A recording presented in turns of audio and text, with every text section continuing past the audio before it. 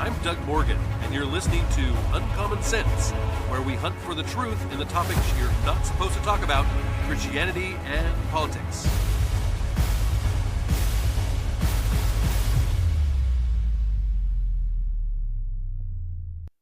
For a long time, the church has been bullied into staying within their four walls. They have been told and really accepted the lie that there is to be a separation of church and state. They have accepted that governmental positions are not to be filled with Christians because, well, Christians have far better and more spiritual things to do. The church has been told and accepted the lie that our society's institutions are far too corrupt and so far gone that they are beyond recovery. The lie says that we need to pull out of these organizations and institutions as Christians and huddle shivering within our own people. The lie that has been accepted scorns anyone who has any interest in anything that does not have, quote, eternal value, unquote. Well, I do believe that we can be distracted by things that have little spiritual value. I also believe that making a difference in our culture and society, does have eternal value and an effect on others around us, both Christian and non-Christian. Politics, in particular, has been a kind of an area of ire in religious circles. I found an article from a decade ago, 10 years ago, that is a great example of this line of thinking. And it was written by Christopher Whitmer back in 2014. And it says, Jesus did not come to set up a physical kingdom, but a spiritual one. He came to save men's souls. He came to lead us into battle, not fought with politics, guns, or swords, but with truth, righteousness, faith, salvation, the word of God, and by spreading the gospel of peace.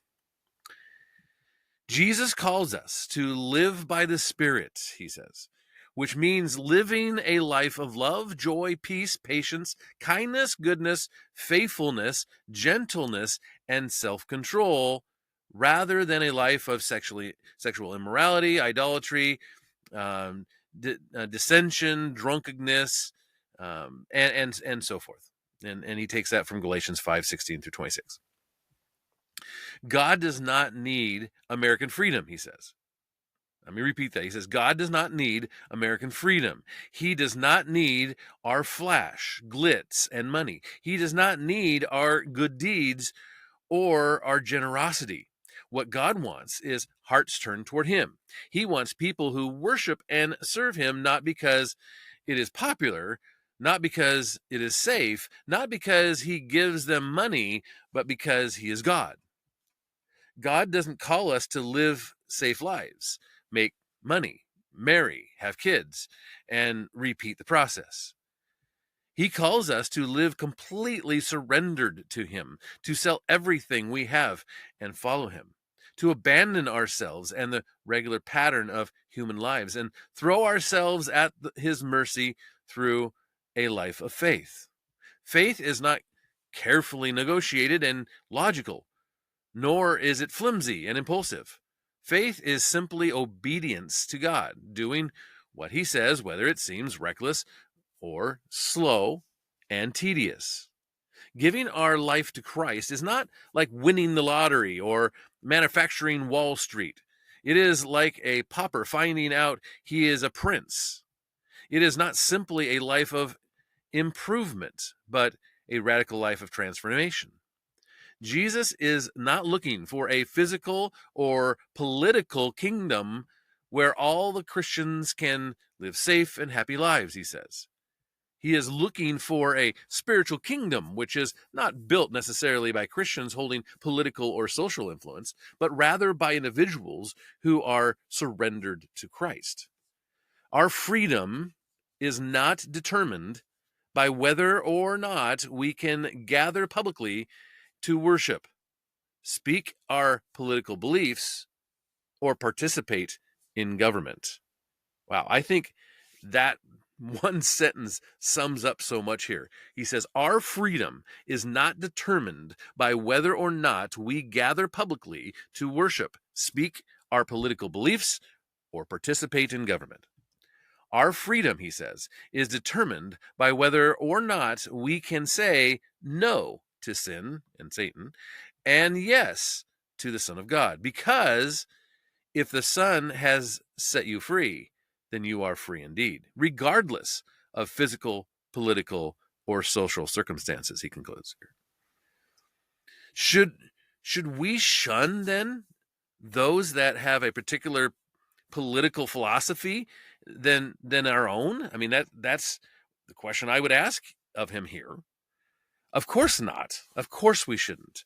But there are real differences in how conservatives and liberals, or like they like to be called, progressives, how conservatives and progressives see things.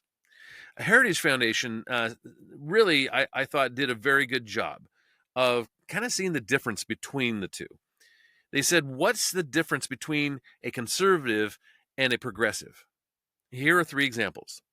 Number 1, conservatives and progressives have different views about individuals and communities. Conservatives ask, what can I do for myself, my family, my community, and my fellow citizens? Progressives ask, what is unfair?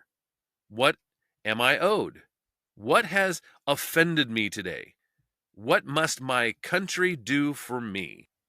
The traditional American ethic of achievement gives way to the progressive ethic of aggrievement.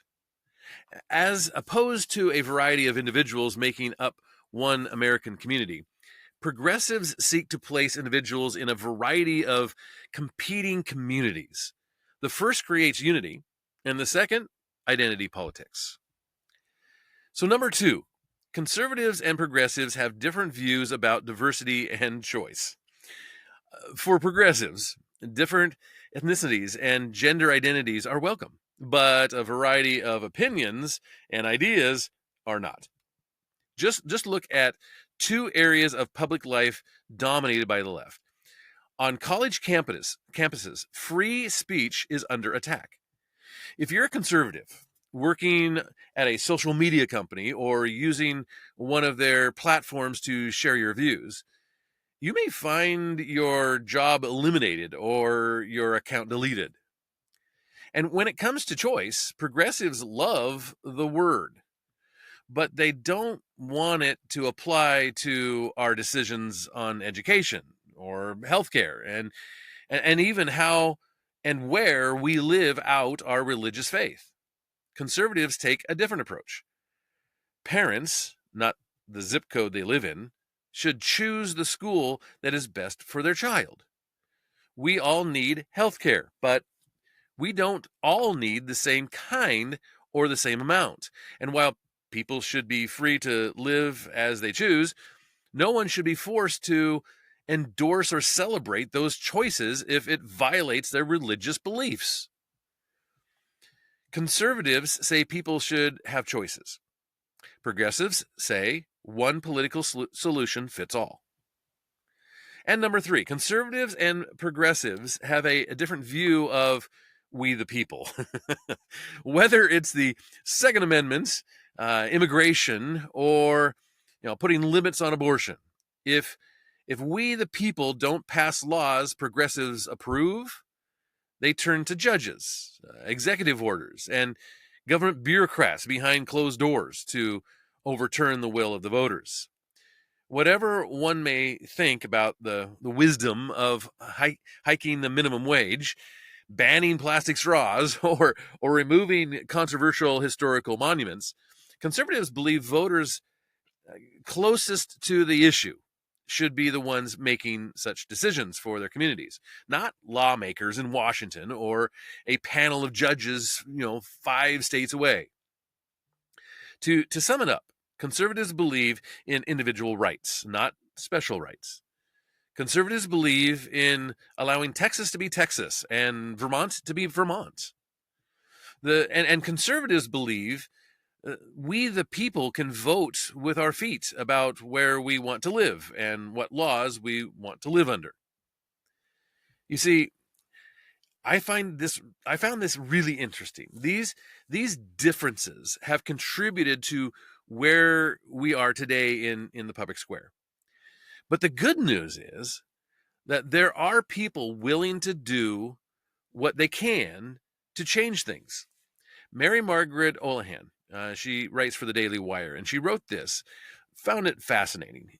She says, American lawyers and conservative legal activist Leonard Leo wants the conservative movement to become as impactful and effective as possible. And he plans to do this by financially backing conservative groups that are focused on more than just ideas and policy, but on operationalizing and weaponizing those ideas to, quote, crush liberal dominance at the choke points of influence and power, unquote. Yeah, Leo is one of the most prolific fundraisers in American politics. He's also one of the most consequential figures on the American right. As a leader of the Federalist Society, he has worked for decades to foster strong judicial and legal appointments. And as an advisor to former President Donald Trump on judicial selections, he helped Donald Trump choose the 3 conservative Supreme Court justices instrumental in overturning Roe v. Wade. After Trump, Leo is quite possibly the man most hated by the left. and with an estimated $1 billion to spend on aligned groups, the conservative activist holds the attention of both sides of the aisle. And in a rare interview with the Daily Wire, Leo laid out his vision for how he can use his influence in the moment to empower the types of work that will be necessary to complete and compete with the left and win. Quote, as someone involved in philanthropy, I want to make sure that the conservative movement is as impactful as possible in doing things like defending the rule of law and improving our society and culture. This is what he shared, okay? He says, that means that the participants in our movement, the many organizations that are involved in trying to improve our society and our culture, and the law and politics and public policy need to be as impactful and effective as possible, unquote. Leo informed recipients of his 85 fund in September that the fund is conducting a review of where its dollars are going. And in the future, he'll be focusing on funding groups that are doing far more than just research. Quote, vastly insufficient funds are going toward operationalizing and weaponizing those ideas and policies. Now, he wrote this in a letter prompting a slew of dramatic headlines from the liberal media, of course. Quote, when you get to a certain point in a movement's history, while you always have to continue to develop ideas and to educate, what becomes even more important is operationalizing those ideas, taking the principles and the philosophy that you've developed and finding ways to make those a reality in our culture. This is what Leo said. He continued by saying the left has been very effective at this over the past couple of decades. And it's time for the conservative movement to be much more leveraged in the way that it tries to implement its beliefs, unquote. Part of the left strategy has been to build different kinds of layered institutions and structures. And Leo explained that first they developed ideas and philosophies to educate societal influencers and coming generations of academics and professionals. They created institutions that could mobilize the people behind those ideas and created networks that could generate calls to action and protests and philanthropy and things like that. Quote, they've mobilized people, he said. They've created infrastructure to get the word out, to train people to be leaders, and for those leaders then to have the resources they need to create communities of people who will go out and do everything from protesting and demonstrating to writing in the particular press, the popular press and things like this, and influencing the entertainment industry, putting pressure on academic institutions, sometimes even litigating and sometimes working in various international organizations like the United Nations to affect change. Leo's letter to grant recipients describes how activists on the left have created large funding engines, both 501c4s as well as 501c3s, that push litigation, launch aggressive campaigns, and build extensive networks and talent pipelines. Two of the most prominent leftist funding engines are the constellation of groups run by the influential left-wing consulting organizations Arabella Advisors. We've talked about them here on the podcast, and the other is Tides Network Foundation, which spend over $1 billion a year funding leftist goals. Leftist groups have been very effective in driving anti-Semitism on college campuses through Students for Justice in Palestine. That they're a 501c3 that has politicized an entire generation on Palestine.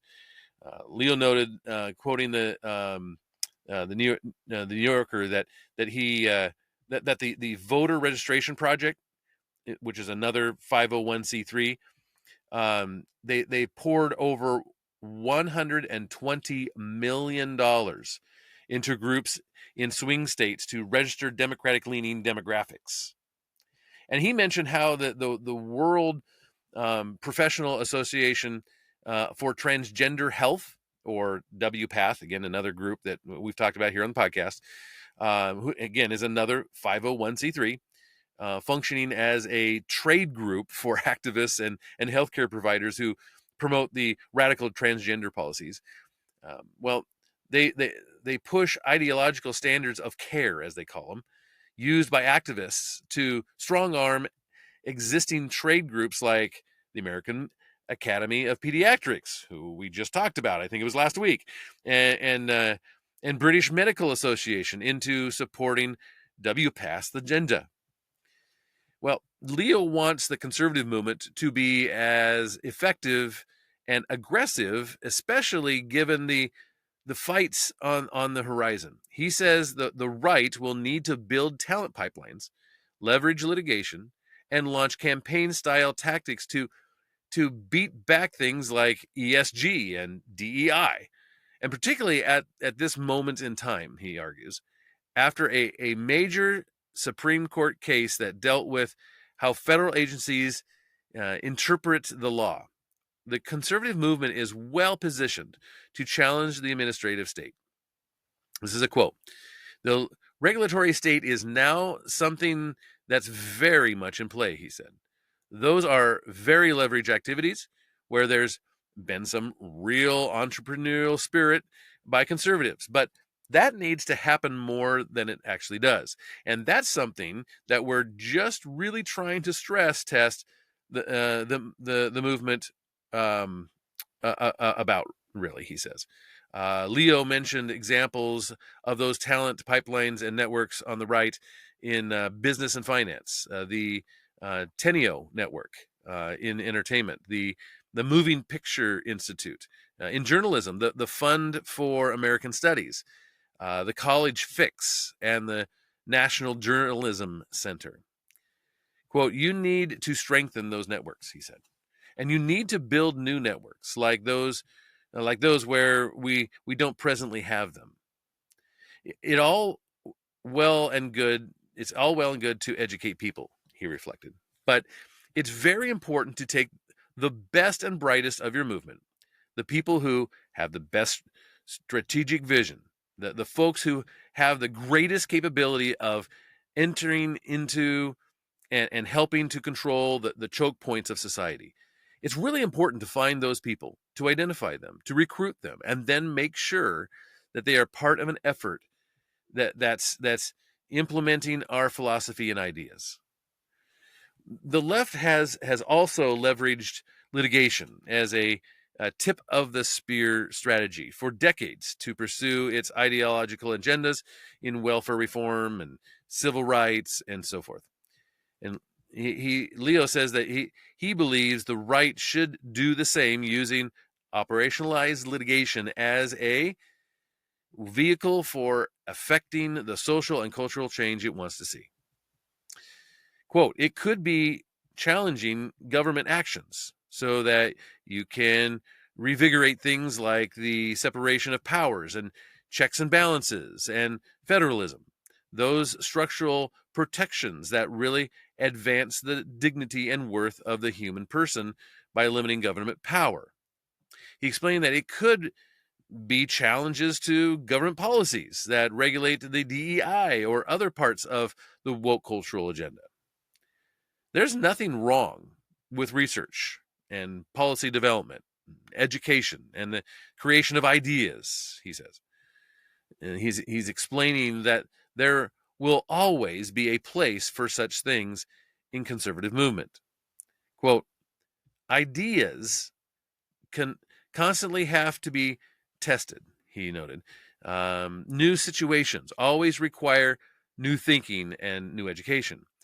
But as a movement matures and evolves, which the conservative movement has done, it's time to take what you already know and to operationalize it. And that means being at the tip of the spear, filing those lawsuits, building those talent pipelines, placing personnel in positions of influence in culture and society and government, launching campaign style tactics to beat back the things like we were talking about, the ESG and DEI.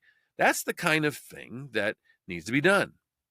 And then Leo argues this. He says conservatives should be trying to influence social and cultural institutions. He says infiltrating the press, infiltrating entertainment.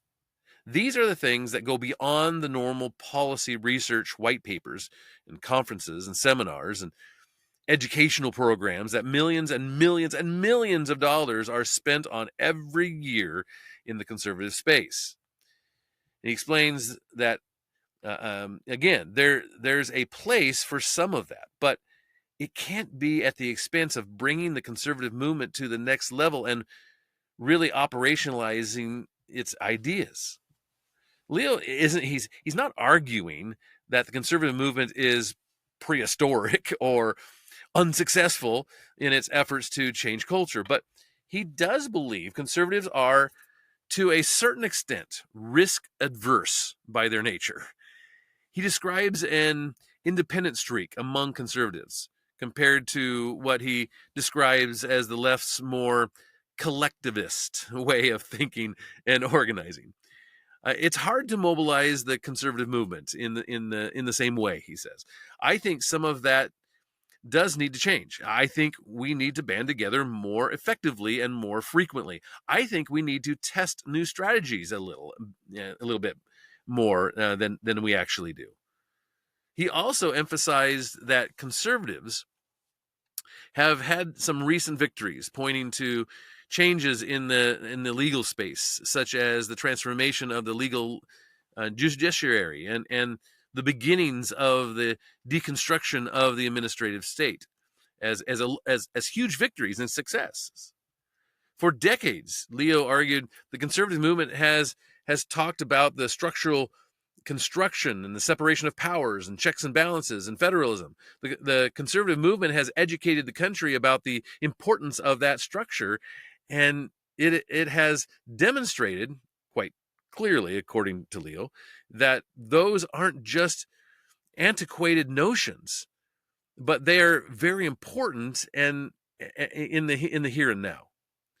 Quote, those provisions in our Constitution, they're what really ultimately protect the dignity and the worth of a human person, he says.